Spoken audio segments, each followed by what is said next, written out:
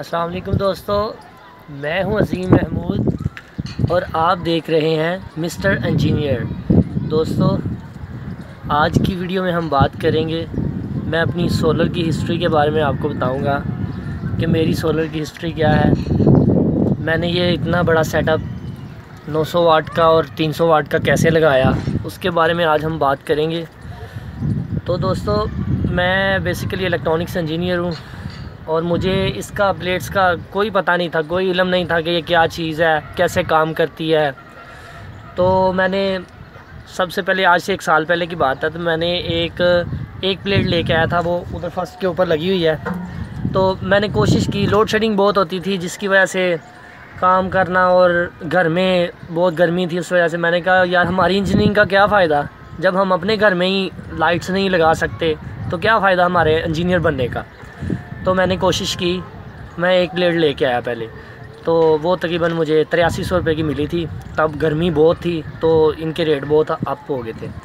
तो मैंने उसे पहले लाकर लगाया, उसके साथ एक चार्ज कंट्रोलर लेके आया और साथ में एक छोटा फ़ैन, वो मेरे पास पहले पड़ा हुआ था, उसे मैंने छत के ऊपर ला के ऐसे ही रखा और वायरिंग करके मैंने एक फ़ैन चलाना शुरू कर दिया।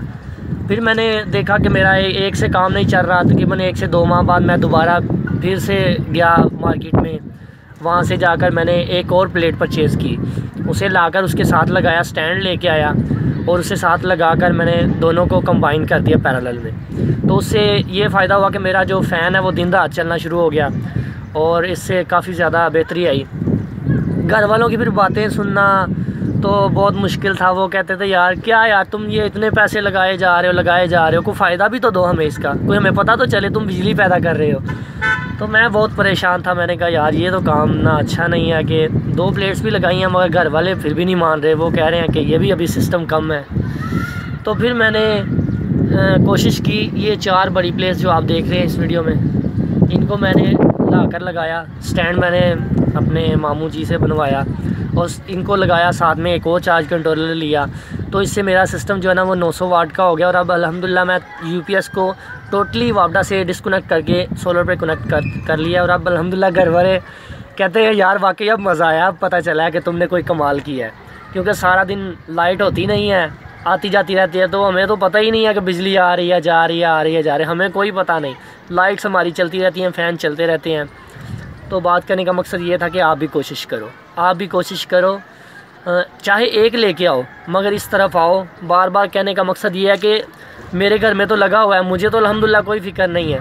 मैं ना भी आपको कहूँ तो मुझे क्या है, मेरे कहने का मकसद ये है कि यार हमारा मुल्क खुशहाल हो। लोड शेडिंग इतनी जल्दी ख़त्म नहीं होनी, तो क्यों हम लोग इस तरह गर्मी में कब तक रहेंगे। तो बात यह है कि कुछ ना कुछ करो अपने घर के लिए। ज़ाहिर सी बात है, वो चार्जिंग वाले फ़ैन लेके आते हो आप लोग, वो 3-3, 4-4 हज़ार वाले, वो 6 माह नहीं निकालते, उसकी बैटरी ख़राब हो जाती है।